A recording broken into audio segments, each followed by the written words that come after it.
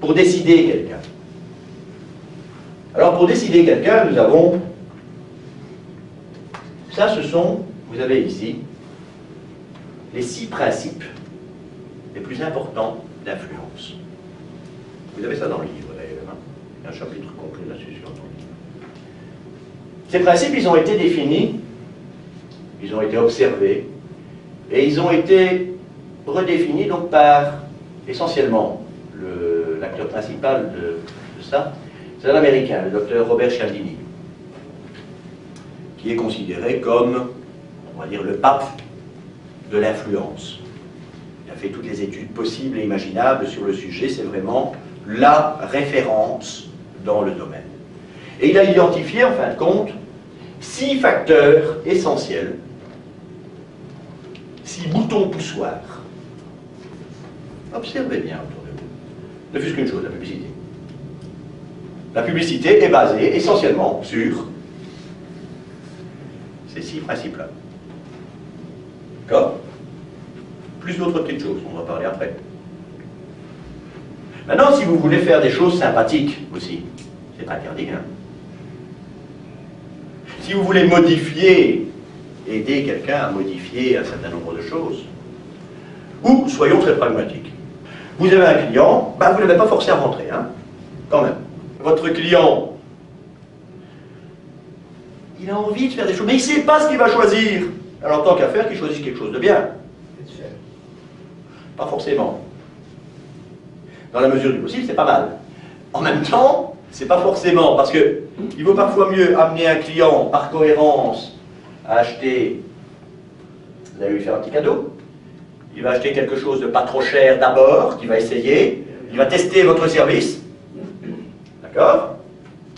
Et puis, puisqu'il a déjà testé votre service une fois, qu'il s'est quand même renseigné autour de lui pour demander ce qu'on pensait de votre magasin, qui vous a posé des questions sur lesquelles vous aviez l'air vraiment de vous y connaître, que finalement vous êtes quelqu'un de très sympathique qui avait répondu à ces questions avec beaucoup, d'une façon très amicale, ce qui de nos jours est parfois très rare. D'accord? J'exagère. Maintenant, imaginez qu'au lieu de parler simplement au conscient de la personne, vous lui parlez en plus à son inconscient. À votre avis, vous allez augmenter votre chiffre d'affaires de combien après ça? Facile. Sans pour autant arnaquer le client. Hein. Parce que arnaquer le client ne sert jamais à rien. Parce qu'à un moment donné, ils s'en rendent compte quand même. Ils sont peut-être influençables, mais ils ne sont pas cons. D'accord? Vendre à un client quelque chose dont il n'a pas besoin est la pire des choses d'un point de vue commercial. L'être humain, il a besoin d'être certain des choses. Si je ne suis pas sûr, je ne me décide pas. Il y a plein de choses dont on a besoin d'être certain avant de nous lancer, avant de prendre une décision. En même temps, et paradoxalement,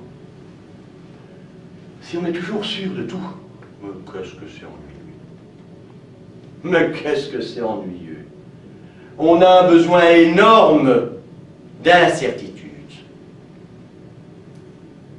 Parce que si on n'a pas cette incertitude, on finit par ne plus avoir envie de rien, tellement on se lasse. Ce qui va d'ailleurs à peu près avec la variété. Il faut changer. La signifiance, ce que vous faites doit signifier quelque chose. Ça doit avoir une importance au niveau de vos valeurs. Si ce que vous faites n'a pas d'importance, on ne vous reconnaîtra pas non plus. Et vous ne vous reconnaîtrez pas dans ce que vous faites. Donc si vous voulez que quelqu'un, par exemple, soyons directs, si vous voulez que quelqu'un fasse quelque chose pour vous, donnez une importance à ce qu'il va faire. Il faut que ce qu'il va faire signifie quelque chose. Signifiance. Besoin d'amour. Bon, soyons clairs. Qui dans cette salle n'a pas besoin d'amour? D'accord? Croissance et contribution. On n'aime pas stagner.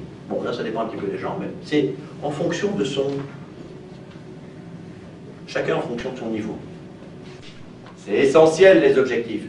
Mais si l'objectif est trop grand, et trop loin, ah ben on va se fatiguer, hein. On ne se mangera pas. On ne mangera pas. Donc, petits objectifs découpés. Croissance. Contribution. Alors, le plus bel exemple actuellement. Et celui-là, moi, je le trouve, il est franchement pas mal. Cet exemple. Bill Gates. Bill Gates, Warren Buffett, et maintenant une dizaine d'autres milliardaires. Bill Gates a commencé distribuant 50% de sa fortune. Alors, est-ce que vous voulez hypnotiser quelqu'un pour l'aider, pour de la thérapie, pour l'aider à choisir plus efficacement ce qu'il va vous acheter? D'accord? Ça aide à la communication, ça aide à faire passer les choses. Simplement, il va falloir jouer sur un certain nombre de leviers. Alors ces leviers, on va les mettre en place avec toute une série d'autres choses, bien sûr. Comment va-t-on annoncer ces choses-là? Comment est-ce qu'on va les insérer dans une conversation normale? Parce que pour un thérapeute, c'est facile, hein? Quels sont les différents éléments qui rentrent dans une conversation, dans une communication verbale? Les mots, les verbes, le ton, le son de la voix, pardon, le rythme, tout à fait. Voilà. 30% de la communication sont verbales. Pas plus.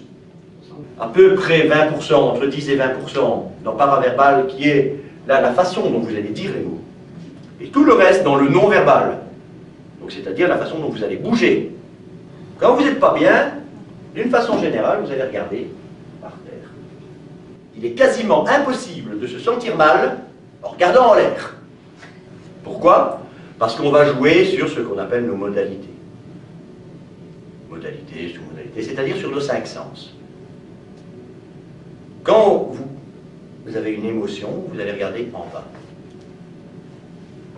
Quand vous entendez des choses, vous regardez au niveau de vos yeux, au niveau des oreilles. Quand vous visualisez quelque chose, vous regardez en l'air. Pour ressentir une émotion, il faut regarder en bas. Si vous regardez en haut, vous déconnectez des émotions. Donc s'il n'y a plus d'émotion, vous vous sentez pas mal. On va amener la personne à ressentir une émotion. On va l'amener à ressentir une émotion qui va correspondre à ce que nous voulons lui proposer. Alors, est-ce que vous avez une idée, par exemple, comment on fait des ancrages? Alors, nous avons d'abord les ancrages naturels, simplement. Un des ancrages les plus connus, c'est le « yes ». Vous avez déjà vu ça, hein? Yes. Voilà. Est-ce que ça n'est pas un ancrage verbal, ça? Yes, we can. Donc, la mise en état réellement de la personne qui est en face de vous. Et quand elle est dans le bon état, on fait un ancrage. Et un ancrage, ça peut être n'importe quoi. Ben ça, on va voir.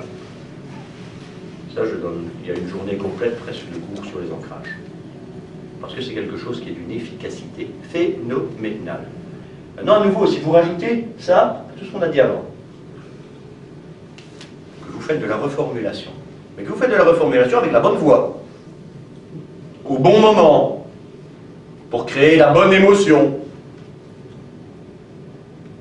D'accord? Et que vous dites d'accord toutes les 5 minutes, pour que vous me disiez oui. Parce que si vous me dites oui toutes les 5 minutes, la cohérence, vous me dites oui, donc vous allez continuer à me dire oui. Mais ça demande quand même un petit peu d'entraînement. Un petit peu d'entraînement.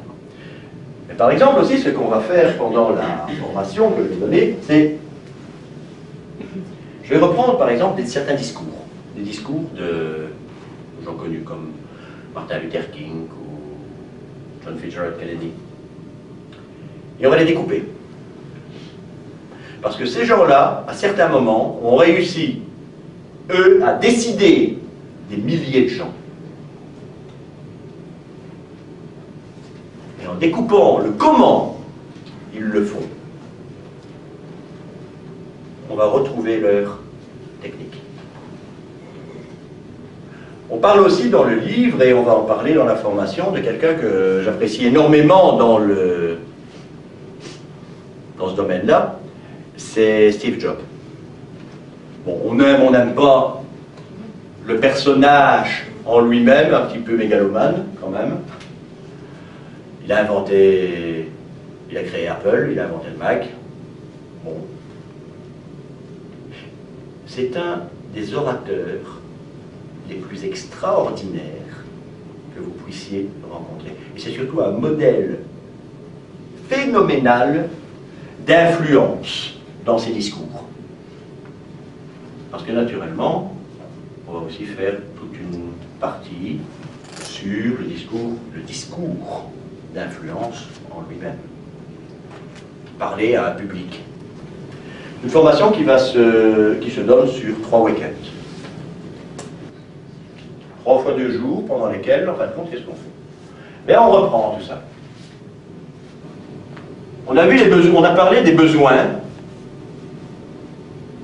de l'être humain. On a parlé des leviers essentiels qui vont le faire bouger. D'imaginer ce que vous pourriez faire avec ce genre de technique. Une technique qui vous permet de communiquer en direct avec l'inconscient. Mais avec le conscient aussi, puisque vous êtes en conversationnel.